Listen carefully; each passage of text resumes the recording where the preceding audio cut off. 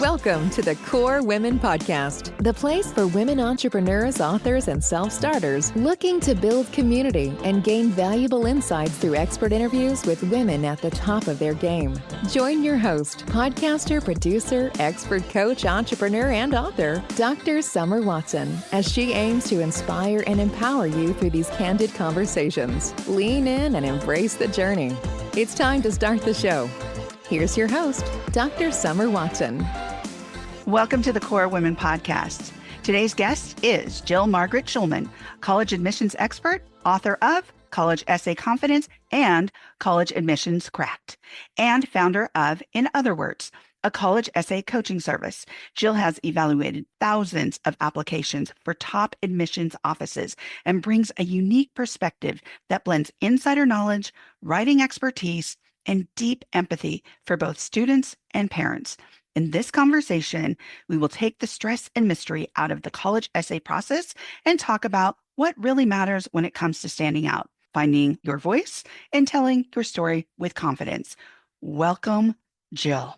Thank you for having me today. It's nice to be here. I am so excited to chat with you today. But before we dive into your professional journey, if you could describe your life to this point in one word, what would that word be and why? You just said it in the bio. I think empathy is that word. I think that at some point my focus shifted from performance to connection in my work and in my life. New teachers think about how they're doing. And I think I was one of those new teachers too. And then one day I started listening. Like really listening. And I heard students' vulnerabilities start to come out. And I thought, once you have empathy for those people, we all have vulnerabilities and we start sharing them. And then that builds a connection. And then that builds empowerment and permission to start sharing pieces of yourself in writing, in relationships, and in life. And I think that empathy leads to success, not achievement or performance. Interesting. Success, not achievement or performance. I love that. Yes, empathy is key. And as a matter of fact, Jill, I don't think I've ever had that word. Oh, In all the episodes that I've done, empathy is not one of them that has come up, which I love. So I love that you've talked about this. So Jill, I'd love to start with your story. You've worked as a teacher, a writer, an admissions evaluator. What led you to focus specifically on helping students navigate the college essay process? well, I started as a writer, and then I went to teaching writing, which I loved because that was all about empowerment. And then I worked in admissions and I had this trifecta of experience. So people started asking me all kinds of questions. And I set up my little shingle and I had all of the imposter syndrome that everybody else has when they start a business. And I found so much satisfaction from helping people through a process that they didn't even know they needed help with. And they knew they needed help with college admissions, and I could help with that and help demystify the process and help show them they have a ton to say and that they're special, whether they realized it or not. They knew that, and they knew they had to write this essay and that I was a writer, so I could help them with that. But they didn't understand that what they needed before they could share a piece of themselves on the page was confidence. They needed this confidence boost. And during COVID was when it really struck me. I kind of need to write this book, and I need to embed, I called them brain boosters, which are really changes in perspective from, I'm going to take this essay, I don't know what I'm doing, to, I have a lot to say and I can do this. And then once they start having that confidence, then it's like no holds barred. And they just start spewing out all kinds of amazing things about themselves. I love that. Your answer is going to help me segue right into the next question. So your book, College Yes. Essay Confidence, has helped so many students feel less overwhelmed. What inspired you to write it? And you kind of touched on that, but what gap were you hoping to fill for students and families? There were a lot of how-to books, how to write a college essay, how to get into college. And then there were the books that were all about how to get into a top college, which, I'm not a big believer in the rankings and in one college being better than another objectively. And what was missing was the emotional piece. The intellectual piece was there, but the piece of it where, kids were so scared and they felt like this was the culmination of everything in their life so far. And I was so pleased to say, this is just the first big decision of hopefully a long, fruitful life. This isn't your last.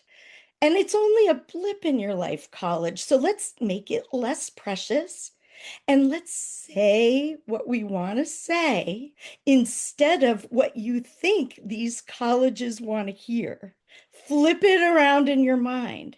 And once you start to do that, you'll actually be saying what colleges want to hear. Yeah, absolutely, right? Because then Yeah. the stress is off and you're being yourself. You're being authentic. Yes. You're being transparent. You're letting them know who you really are. And that's what they want to hear. Who Yeah. are you? How did you develop? Yes. What does that evolution look like? Now, here's the thing, and you mentioned something about that confidence, about that imposter syndrome, about this decision being so important. And yet, as a student in high school, that junior, that senior year, there's a lot of pressure. You see these other students, your peers, getting ready to possibly start doing their admissions applications, their college essays. Maybe their parents have been to college, maybe some didn't, and they're just nervous. And there's a cost to it, right? So parents are like, we're not going to send you to college unless you're going to do A, B, and C.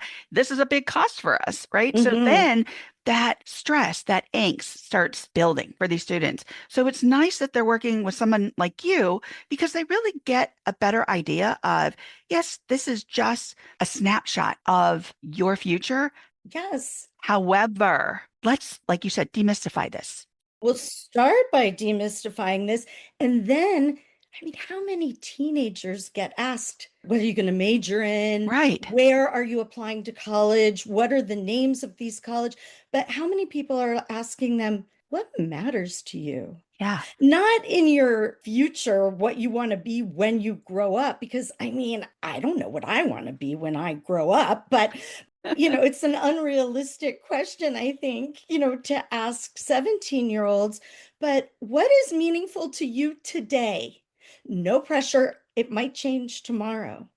Why is it meaningful to you? Right. And what do you think college can do for you to help you with what's meaningful to you? Right. And then, after all that soul searching, what colleges can you find that might have elements of what you're looking for? It's not about Ooh. what they're looking for, it's what you're looking for the next stage of your life. And I love that because it can equate to like an interview. So when you go into an interview, they might be looking for something, but what are you looking for? That interview is just as much for you as it is for them. Yes. And so again, this essay is just as important to you as it is for them. It's intentional. It has meaning. So how important is the college essay and the whole application package? How much will it help or hurt the student's chances for admission? The most important thing that all colleges look for is a combination of grades and rigor. That's the first hurdle that you have to hop over.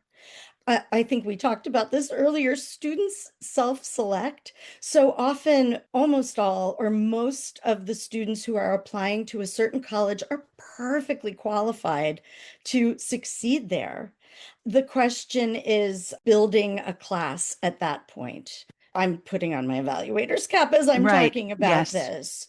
So, after they have met the metrics for grades and rigor as a combination, then all the other pieces of the application come into play.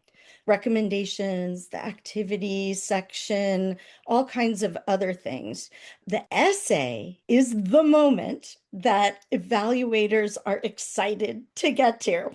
That's the piece where the student can go from just two dimensions, numbers and letters, and what other people say about them, and pop into 3D.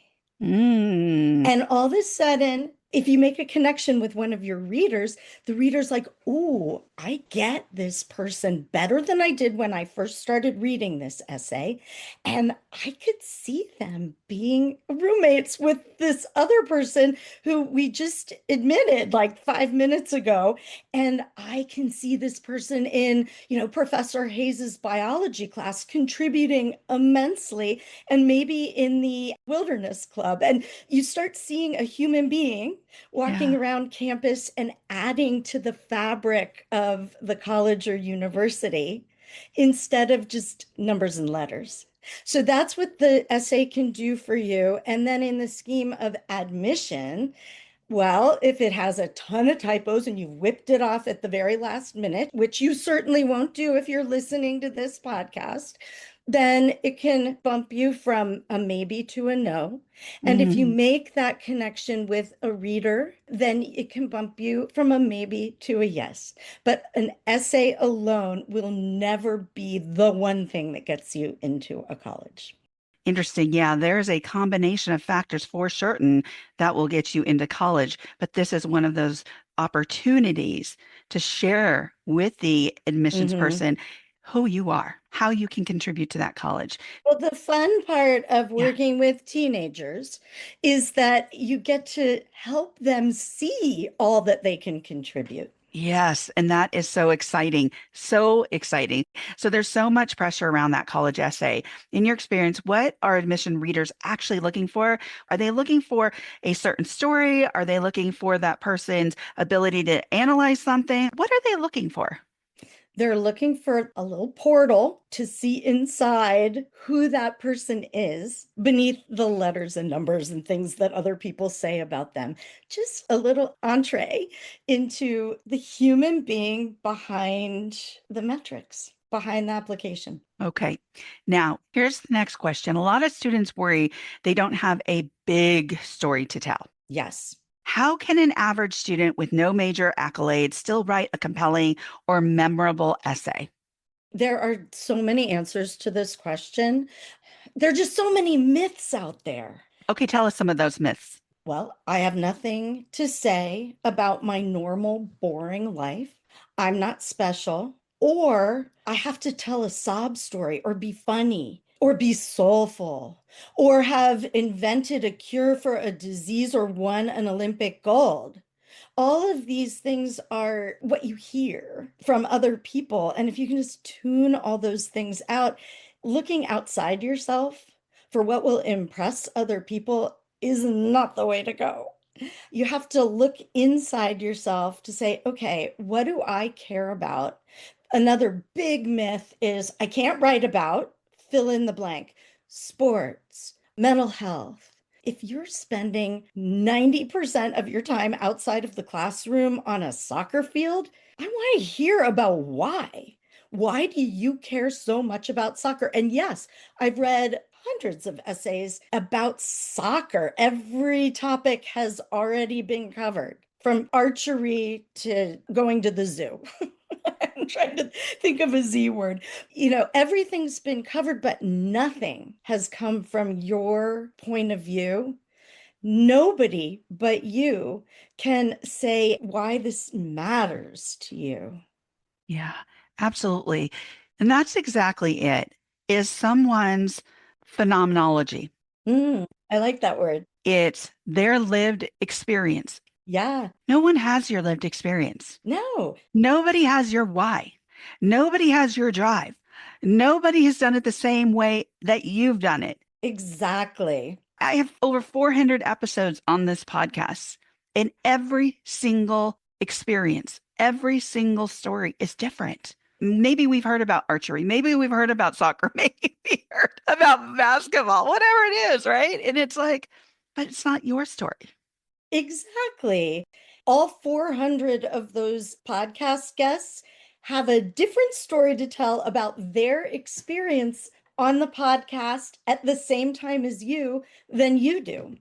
Absolutely. So again, it's their phenomenology. It's their lived experience. So that's what I love that you do. You help those talk about their lived experience, their big story of sorts, and however they tell that. And it doesn't have to be their big story. Right. It could be a story. I think mine was, I don't know. I remember using something about wine as an analogy. I didn't even drink wine at the time, but it's hilarious. I love it. Like when I go back and think about it, I was like, oh my God, they must have been laughing. They must have been dying because seriously, at that point, I'm like, I'm not a wine connoisseur.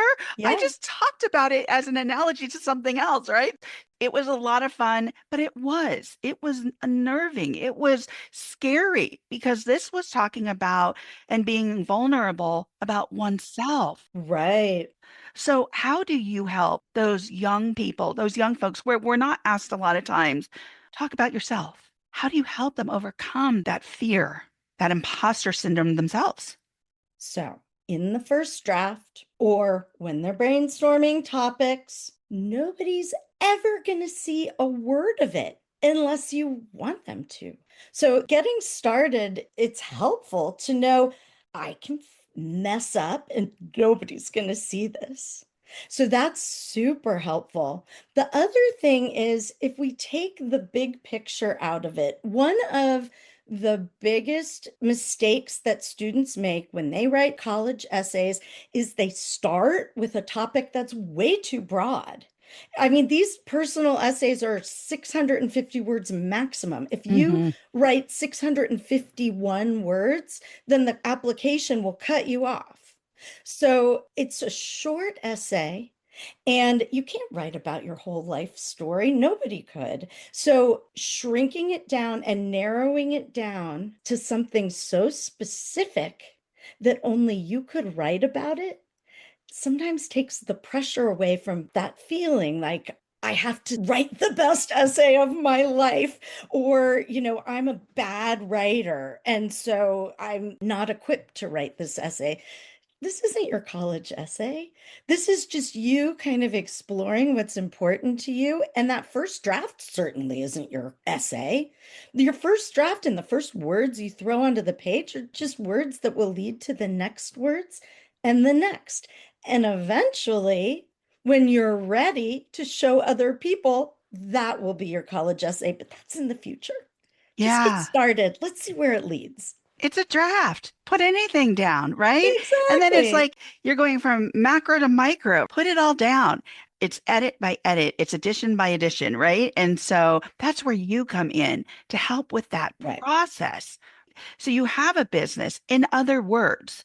And I love that you have this business because a lot of times we are just overwhelmed by the idea, one, of having to write an essay. Yes. Two, how do we even begin? Three, what is this supposed to look like? Four, do I have anything to say? Five, are you kidding me? Are they going to read this? Oh my gosh, what do I do? How do I do it? So And number six is what do I do once I have this big hot mess of a thing that isn't my college essay yet? And that was another thing I felt was missing is a step-by-step process of revision. mhm. That was the hardest part of the book to write because different people have different styles and methods. So, what I did was I took commonalities among students, and then in the places like in between the creation of the first draft and starting that revision process, that was a point of most resistance for so many people. Either I love it and I don't want to touch this or I'll ruin it, or this is terrible and I just need to start over again. And I try to help them get rid of that black and white thinking. Well, yeah, some of this is going to be rubble and it's going to get tossed in a pile, and there are going to be some gems in it too. So let's start by looking for your successes and go from there. I love that. Now, to make a bit of a shift, Okay. do you have any words of caution for students who are tempted to use AI to write their college essay? The first bit of caution is most colleges consider it cheating. So if you get caught, which it's pretty easy for them to use tools to figure out if it's written by AI or not, you're taking yourself out of the running before you've even given yourself a chance. So that's self-sabotage.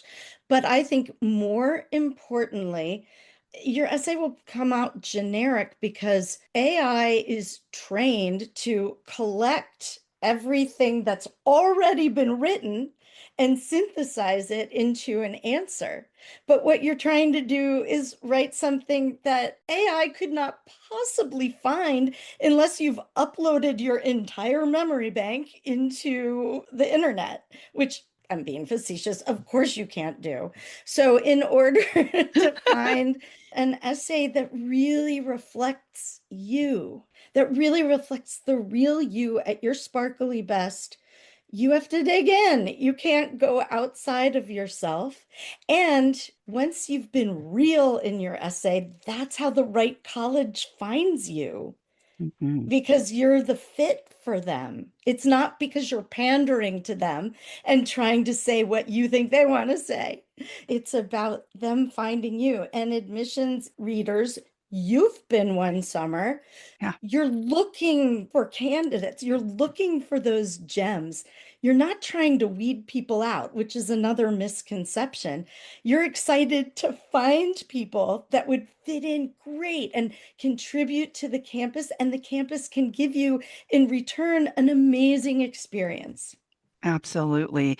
And I loved those essays where people were just being authentic Yes. and it didn't have to be a big story and it was just their experience. And so you have two books, right? College Essay Confidence and College Admissions Cracked. If somebody were to pick up either of those books, what would you want them to walk away with? Well, college admissions cracked is for parents. And what I want them to know is that they're not behind. They should feel no shame for any of their feelings. And even though it's hard, try to let your child take the lead in this whole process. It's their life. And your job right now is to support them. Gotcha. And then with your college essay confidence, For college essay confidence, I want the student to know that they have all the power. I want them to feel empowered. I want them to feel like they have almost their own private consultant in their corner telling them, you're good enough. You've got this. You are special and you have something to say. Stand in superhero position with your cape flapping behind you and just go. Let go of all the inhibitions and all of the insecurities because nobody's ever going to see your first draft. I love that. And I hope if you're listening, you go and pick up those books because they're going to be so supportive and so helpful as we come to the close of the interview. For students who are about to begin this process and feel stuck or overwhelmed, what is one simple piece of advice you would give them to get started with confidence? Say what you want to say, not what you think the colleges want to hear. Fantastic. Thank you, Jill, for joining me on the Core Women podcast today. Thank you for having me. It was fun. I love this conversation and I love what you do. You can connect with Jill Margaret Shulman on Instagram, Facebook, and LinkedIn, and also at www.jillshulman.com. And you can also find her books on Amazon. Thank you for joining us on the Core Women podcast with Dr. Summer Watson. We're so glad you're here and would love to connect more with you. Find us on Instagram, Facebook, and YouTube at Core Women, and on Twitter at Core Women 1. For more about Core Women and Dr. Watson, visit corewomen.com. Want more support and resources for amazing women like you? Great! Join Dr. Watson and Jen Fontanilla at the Life, Love, and Money Collective, a Core Women production that aids in understanding the key traits that might be getting in the way of living a life that you are absolutely passionate about. Connect with Summer and Jen and find out more at thelifeloveandmoney.com.